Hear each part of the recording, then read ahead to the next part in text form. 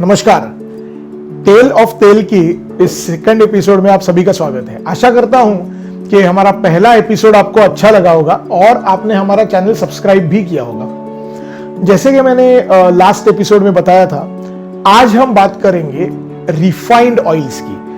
बहुत लोगों ने इस सब्जेक्ट पर बहुत वीडियोस डाले हैं। एग्जैक्टली रिफाइनिंग होती क्या है ये पहले समझ लेते हैं। डेफिनेशन देखेंगे तो रिफाइनिंग का मतलब होता है किसी चीज को क्लियर करना या उसमें से अनवांटेड इंप्यूरिटीज को निकाल देना। ये रिफाइनिंग का डेफिनेशन होता है। अब ऑयल में ये यूज कैसे होती है वो देखेंगे और तब हमें पता चलेगा कि ये रिफाइनिंग जरूरी है क्या, ये हमारे लिए हेल्दी है क्या, वगैरह वगैरह। यूजुअली अगर आप मार्केट में देखने जाएंगे, एक मूंगफली का एग्जाम्पल लेते हैं क्योंकि भारत में वो तेल काफी ज्यादा यूज पहले से होता आया है। आपको मूंगफली का तेल 120 रुपया लीटर वाला भी मिलेगा और 250 रुपया लीटर वाला भी मिलेगा। टिपिकली जो आपको सस्ता तेल मिलेगा वो डेफिनेटली रिफाइंड ऑयल होगा। जो महंगा मिलेगा वो फिल्टर्ड, उससे महंगा मिलेगा वो कोल्ड प्रेस, इस तरीके का होगा। तो ये रिफाइंड होता क्या है? बेसिकली ये जो रिफाइंड ऑयल्स लिखते हैं वो सॉल्वेंट एक्सट्रैक्टेड ऑयल्स होते हैं। तो सॉल्वेंट एक्सट्रैक्टेड ऑयल ऐसा तो कोई लिख नहीं सकता क्योंकि केमिकल डाल के निकाला हुआ ऑयल, ये अपने प्रोडक्ट के बारे में लिखना ये प्रॉब्लमेटिक हो सकता है। इसके लिए रिफाइंड ऑयल ये एक जेनेरिक टर्म लिखते हैं। हालांकि एक्सट्रैक्शन होने के बाद की ये प्रोसेस है, रिफाइनिंग की प्रोसेस है। इंपॉर्टेंट चीज ये है कि ऑयल एक्सट्रैक्ट कैसे किया गया है, सीड में से ऑयल निकाला कैसे गया है। पहले वीडियो में मैंने बताया था कि लकड़ी घानी पे या फिर एक्सपेलर में जो ऑयल निकाला जाता है, उस ऑयल निकालने के बाद ऑयल केक बचता है। ऑयल केक यानी जो फिजिकल पार्ट होता है उस सीड का, ऑयल निकल जाने के बाद वो बचता है। अब ये जो फिजिकल पार्ट है उसमें भी 7-8-10% ऑयल बचा हुआ रहता है, जिसे मशीन से या प्रेसिंग करके नहीं निकाला जा सकता। इस ऑयल को निकालते हैं सॉल्वेंट एक्सट्रैक्शन मेथड की। तो सॉल्वेंट एक्सट्रैक्शन मेथड जो होता है उसमें ये जो ऑयल केक रहता है या ऐसा कोई भी मटेरियल जिसमें ऑयल कंटेंट तो है लेकिन वो आप प्रेसिंग से नहीं निकाल सकते, ये मटेरियल सॉल्वेंट में डाला जाता है या उस मटेरियल में सॉल्वेंट डाला जाता है, उसको बॉईल करके। और सॉल्वेंट क्या करता है, तो ये उसमें जो ऑयल कंटेंट है उसको सेपरेट करता है। आप इमेजिन कीजिए कि कोई ओवरफ्लो वाला टैंक है, उसी तरह से ये सॉल्वेंट जो है वो ऑयल को ऊपर लाता है, सेपरेट कर देता है। फिर ये जो सेपरेटेड ऑयल है उसको दूसरे कंटेनर में ले जाया जाता है, जहां पे फिर एक बार इसको बॉईल करके सॉल्वेंट को उड़ा दिया जाता है ताकि उसके ट्रेसेस ना बचे। एक बार जब सॉल्वेंट उड़ जाता है और आपको ऑयल मिलता है तो वो काफी काले रंग का गाढ़ा गमी सब्सटेंस हो जाता है क्योंकि वो ऑलरेडी 2 बार उबाला गया है।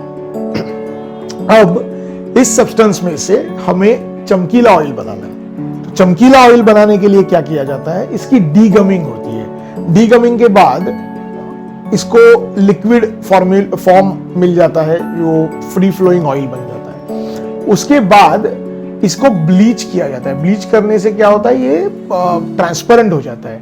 ये जो ऑयल है वो आपको कलरफुल नहीं दिखता, ट्रांसपेरेंट दिखता है। ये प्रोसेस होने के बाद इसको डीऑडराइज किया जाता है क्योंकि अभी इतनी बार वो उबला है, केमिकल प्रोसेस थ्रू गया है, तो उसके बाद उसे डीऑडराइज करना इंपॉर्टेंट होता है, नहीं तो उसकी स्मेल बहुत भयानक आएगी, आप खा नहीं पाओगे। अब ये डीऑडराइज करने के बाद आपको पानी जैसा ही एक क्लियर ट्रांसपेरेंट लिक्विड मिलता है, फैट्स मिलते हैं, जो आपका रिफाइंड ऑयल बन जाता है। लेकिन यहां पे ये प्रोसेस एंड नहीं होती, क्योंकि क्या होता है कि ये पूरी प्रोसेस में बार बार ऑयल पे केमिकल ट्रीटमेंट होने के कारण और ऑयल उबालने के कारण वो जो ऑयल होता है वो बहुत ज्यादा फ्री फैटी एसिड जनरेट कर चुका होता है। उसमें फ्री फैटी एसिड्स बहुत बढ़ते हैं। फिर इन फ्री फैटी एसिड्स को निकाला जाता है। फिर उसमें एंटी फोमिंग एजेंट और एंटीऑक्सीडेंट डालना पड़ता है ताकि वो ऑक्सीडेट जल्दी ना हो। अब ये सारी प्रोसेस होने के बाद मूंगफली, इमेजिन कीजिए मूंगफली से प्रेस किया हुआ ऑयल और उसमें इतनी सारी केमिकल प्रोसेसेस होने के बाद मिला हुआ ऑयल, वो भी खल्ली से निकाला हुआ, मूंगफली से निकाला हुआ नहीं, मूंगफली का जो ऑयल केक है उसमें से निकाला हुआ। और इसका जो रॉ मटेरियल है जो कि मूंगफली की खल्ली है, वो सस्ती होने की वजह से इतनी सारी प्रोसेस के बावजूद भी ये ऑयल आपको मार्केट में सस्ता मिलता है, 110, 120। क्या आप कभी सोचते हैं कि मूंगफली तो हम लोग 120 रुपए किलो या 100 रुपए किलो की लेते हैं दुकान में जाके, और 48 to 50% उसमें ऑयल रहता है, तो अगर पूरा का पूरा 100% ऑयल भी निकाल ले तो 200 रुपए की मूंगफली में से 1 लीटर ऑयल आपको निकलेगा। अगर ऐसा है तो फिर वो ऑयल एक्सट्रैक्शन करके, उसको पैक करके, उसको डिस्ट्रीब्यूटर से दुकानदार, दुकानदार से आप तक, इतनी पूरी सप्लाई चेन होने के बावजूद ये ऑयल 130 रुपए में या 140 रुपए में कैसे मिल सकता है? ये मिलने का कारण है कि ये जो ऑयल है ये बेसिकली मूंगफली से नहीं निकाला जाता, ये ऑयल केक से निकाला जाता है। इसका मतलब किसी ने कोल्ड प्रेस ऑयल या मैकेनिकल प्रेसिंग करके, एक्सपेलर प्रेसिंग करके निकाला हुआ ऑयल ऑलरेडी कंज्यूम हो गया है, उसके बाद जो ऑयल केक बचा है उसमें केमिकल डाल के निकाला हुआ ये ऑयल है, इसलिए ये सस्ता है। अब ऑयल की अफोर्डेबिलिटी क्या है, ये हर एक की जेब पे डिपेंड करता है, लेकिन क्या हमें ये ऑयल खाना है, ये हमें डिसाइड करना है अपनी प्रायोरिटी से। क्योंकि एक फैमिली लेंगे तो 5 लीटर ऑयल लगभग लगता होगा, और 5 लीटर ऑयल अगर आप ऑयल केक के बदले एक्चुअल मूंगफली का ऑयल खरीदें तो शायद आप पे 500 रुपए महीने का ज्यादा खर्चा आएगा। तो क्या हम ये खर्चा हमें करना चाहिए, ये आप रिफाइनिंग की प्रोसेस समझने के बाद डिसाइड कीजिए। इतना ही मैं कहता हूं। अब इसमें केमिकल्स कौन से यूज होते हैं वो थोड़ा देखते हैं। ये जो रिफाइनिंग की प्रोसेस होती है, इसके लिए पहले तो जो सॉल्वेंट यूज होता है, बहुत जगह पे हेक्सेन यूज होता है। ये पेट्रोलियम बाय प्रोडक्ट है, पेट्रोलियम प्रोडक्ट्स जो बनते हैं उसी का एक बाय प्रोडक्ट है, और ये hexane as a solvent use करता है, क्योंकि फाइनली हमें वो सेपरेट आउट भी करना है ऑयल से, तो ये सॉल्वेंट यूज होता है। उसके बाद कई टाइप के एसिड्स यूज होते हैं इसे वॉश करने के लिए, ब्लीचिंग अर्थ यूज होता है इसे ब्लीच करने के लिए। तो ये अलग अलग टाइप के जो केमिकल्स है उससे प्रोसेस हुआ ऑयल जो होता है वो आपको फाइनली मिलता है। अब थोड़ी सी बात करते हैं न्यूट्रिशन की, कि इसमें न्यूट्रिशन लॉस होता कहां पे।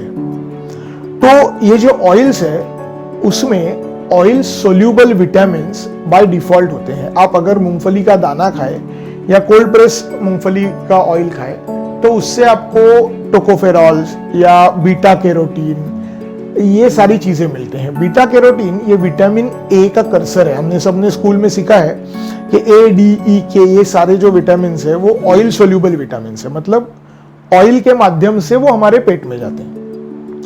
तो हमने जब कोल्ड प्रेस ऑयल का बीटा कैरोटीन एनालिसिस किया तो हमें दिखा कि 100 ml ऑयल में around 50 micrograms beta carotene naturally उसमें रहता है। वेयरएज अगर आप रिफाइंड ऑयल का लेबल ठीक से पढ़े तो उसमें क्लियरली लिखा होगा कि बीटा कैरोटीन या विटामिन ए इसमें 0 है, और फिर एक F आपको दिखेगा कि ये ऑयल फोर्टिफाई किया हुआ है, मतलब उसमें बाहर से विटामिन ए या फिर बीटा कैरोटीन ऐड किया हुआ है। क्यों? क्योंकि जो ओरिजिनल बीटा कैरोटीन था वो हमने इसमें रिफाइनिंग की प्रोसेस में पूरा निकल गया है। उसी तरीके से हम अगर मस्टर्ड ऑयल की बात करें तो मस्टर्ड ऑयल में एलिल आइसोथियोसाइनेट नाम का एक पर्टिकुलर कंपोनेंट रहता है, जो मस्टर्ड ऑयल को पंजेंसी देता है। अगर आप बुजुर्गों से बात करें तो वो बोलेंगे कि हमारे गांव में कोलू से जो मस्टर्ड ऑयल बनता था उसमें एक मस्त स्मेल आती थी, अरोमा आता था, उसका स्ट्रॉन्ग अरोमा रहता था।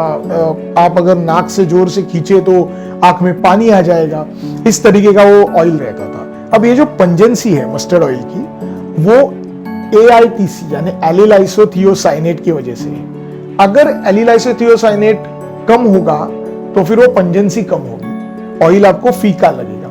अब जो रिफाइंड ऑयल्स होते हैं उसमें आपको बिल्कुल पंजेंसी नहीं मिलेगी मस्टर्ड के। क्यों? क्योंकि उसमें AITC जो है वो 0.20 से भी नीचे है, इसलिए आपको उसकी पंजेंसी काफी कम मिलेगी। तो ये जो पंजेंसी जा रही है, ये जो कलर हम खो रहे हैं उसमें हम लोग ये विटामिन्स, मिनरल्स, ये सारी जो चीजें हैं वो खो रहे हैं। इसका और एक प्रॉब्लम है, इसमें होता ये है कि जब हम लोग रिफाइंड ऑयल कंज्यूम करते हैं, जब हम लोग रिफाइंड ऑयल बाय करते हैं, तो वो हमारे गट बैक्टीरिया को बिल्कुल हेल्प नहीं करता, क्योंकि हमने उसको इतनी बार बॉईल किया है, इतना ट्रीट किया है कि उसमें गट बैक्टीरिया को एनरिच करने वाला कोई कंपोनेंट बचा ही नहीं है, वो सिंपल फैट्स है और इसीलिए वो हमें हमारी सेहत के लिए हेल्प नहीं करता। इमेजिन कीजिए, ऑयल ये ऐसी चीज है जो आयुर्वेद में बस्ती के लिए यूज होती है, मसाज के लिए यूज होती है, खाने के लिए यूज होती है, ऑयल पुलिंग के लिए यूज होती है। इतने सारे वे से हमारे पूर्वज जो थे वो ऑयल यूज करते थे। फिर अचानक पिछले 50 साल में ऐसा क्या हो गया कि ऑयल कम करो, ऑयल कम खाओ, ऑयल से बीमारियां बढ़ेंगी, ऑयल से मोटापा बढ़ेगा, ये सारी चीजें आने लगी। आप अगर रिफाइंड ऑयल की टाइमलाइन चेक करें तो रिफाइंड ऑयल की टाइमलाइन, या फिर ज्यादा अप्रोप्रिएट वर्ड है सॉल्वेंट एक्सट्रैक्टेड ऑयल की टाइमलाइन, और इन सारी बीमारियों की प्रॉब्लम्स की जो टाइमलाइन है उसमें आपको कहीं ना कहीं कुछ कोरिलेशन जरूर मिलेगा। तो ये थी सॉल्वेंट एक्सट्रैक्टेड, या जिसको आजकल रिफाइन कहा जा रहा है, सॉल्वेंट एक्सट्रैक्टेड ऑयल के इश्यूज या फिर उनकी कहानी, किस तरीके से वो ऑयल निकलता है, किस तरीके आगे उसको प्रोसेस किया जाता है, और उसकी वजह से कौन से एलिमेंट्स आप लूज करते हो।